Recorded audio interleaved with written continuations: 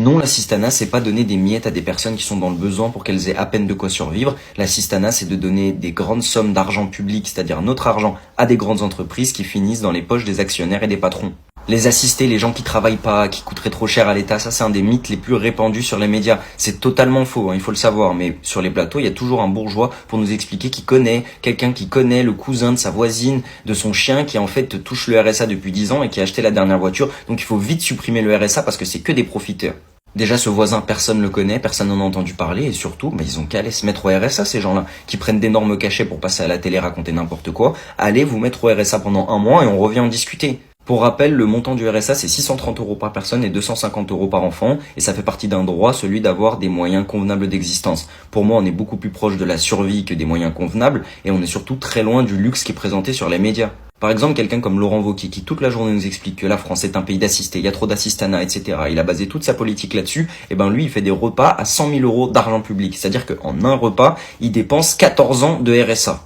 Et évidemment, tout ce que trouve à faire le gouvernement, c'est de continuer à précariser des personnes déjà précaires qui touchent des prestations sociales qui leur permettent à peine de survivre. On parle du RSA ou on parle de l'allocation adulte handicapé. En 2025, maintenant, il y a une loi qui est passée qui fait que si t'es au RSA, t'es conditionné à faire 15 heures de travail forcé par semaine parce que sinon tu ne touches pas le RSA.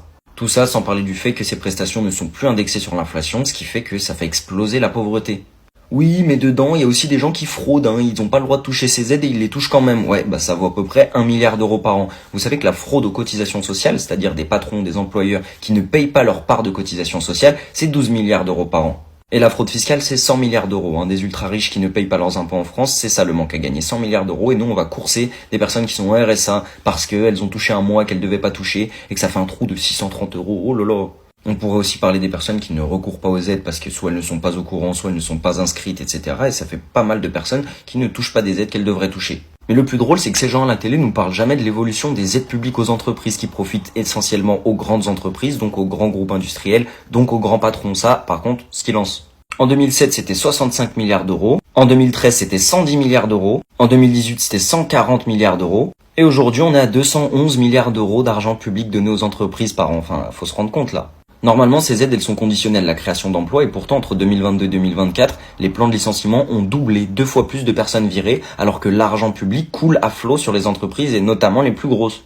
Et évidemment, il y a une corrélation entre l'augmentation de ces aides publiques et l'évolution des premières fortunes françaises. C'est pas un hasard. Les premières fortunes françaises sont à la tête des grands groupes industriels français à qui on donne énormément d'argent public qu'ils transforment en dividendes pour s'enrichir. Et en 2024, il y a même un record qui a été battu puisque le CAC 40, les 40 premières entreprises françaises se sont distribuées 98 milliards de dividendes. C'est du jamais vu dans l'histoire. Et même quand les entreprises sont parfois en baisse, les dividendes augmentent parce que de l'argent public coule et est transformé en dividendes qui finit dans la poche de ses actionnaires. Et de l'argent public est souvent donné sous forme d'exonération de cotisations sociales, ce qui veut dire que des entreprises ne payent plus les cotisations sociales et après on vient se plaindre qu'il n'y a plus de sous pour financer le système social. Mais c'est normal.